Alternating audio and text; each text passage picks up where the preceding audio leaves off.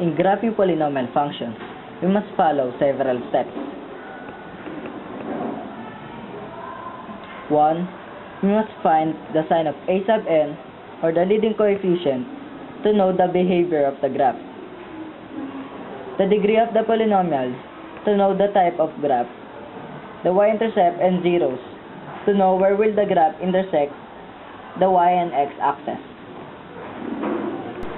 Let's differentiate the graph when a sub n is positive and negative.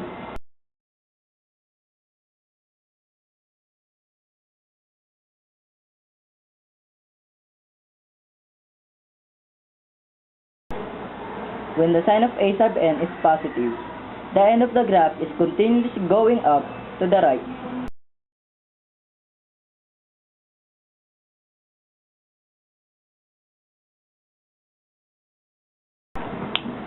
When a sub n is negative, the graph goes down to the right.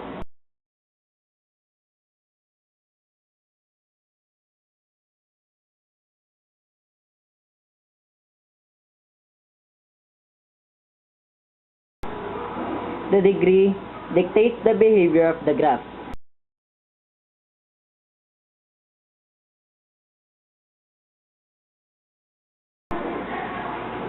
The graph of even-powered polynomials behaves like a parabola.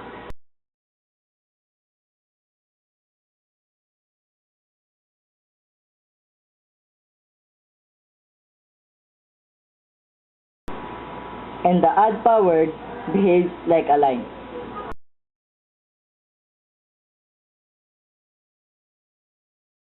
The second step is to draw our Cartesian plane.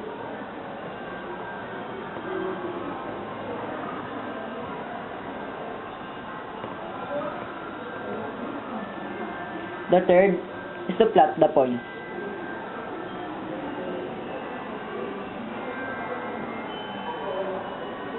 And finally, we can now sketch the graph.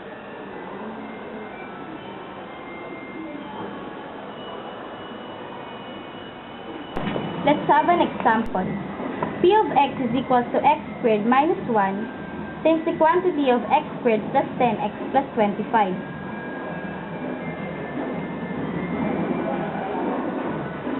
In finding the sign of a sub n, multiply all the leading coefficients of each expression. In x squared minus 1, the leading coefficient is 1. Also, in x squared plus 10x plus 25, the leading coefficient is 1. When multiplied, we will get 1. Therefore, a sub n is 1, which is positive.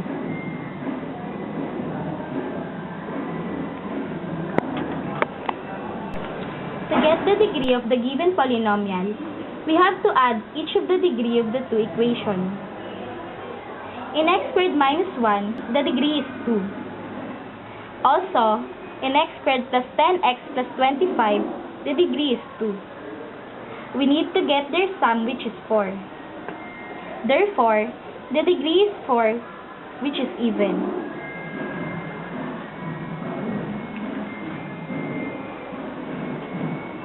Finding the y-intercept and x-intercept are the zeros, the opposite variable will be replaced by 0. On the given example, we will change p of x into y.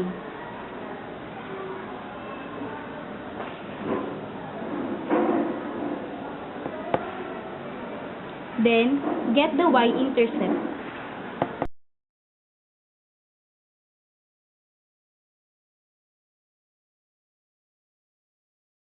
Then, we will get y is equals to negative 1 times 25.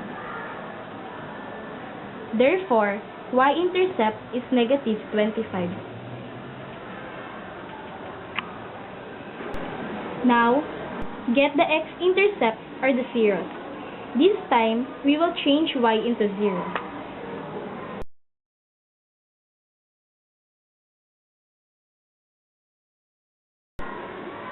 To make it easier, let's factor out each expression.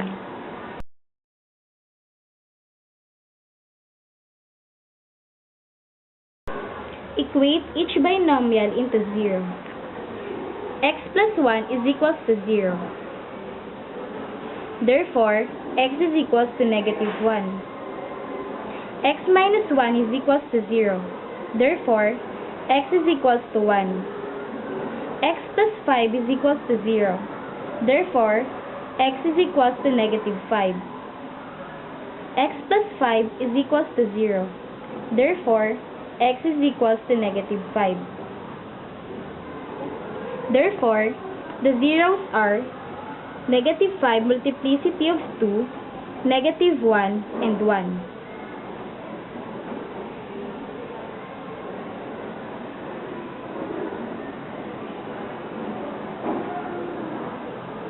Let's have a recall. A sub n is equals to 1, which is positive.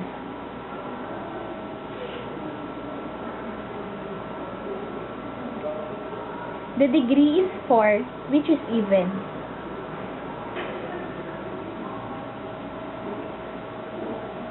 The y-intercept is negative 25.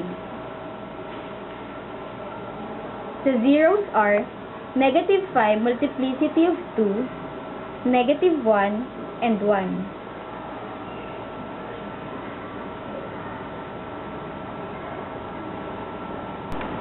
We can now draw Cartesian plane.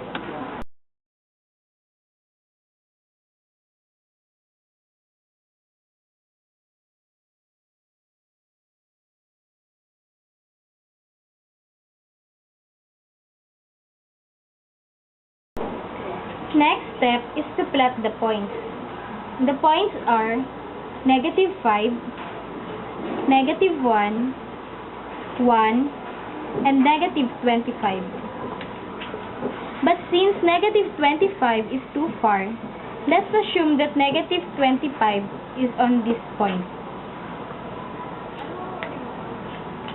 Next step is to sketch the graph. Since the degree is 4, which is even, and the sign of a sub n is positive, the graph will look like a parabola that comes up and goes up. Also remember that the roots have an even multiplicity in negative 5, so that the graph is only tangent to that point. And the graph will look like this.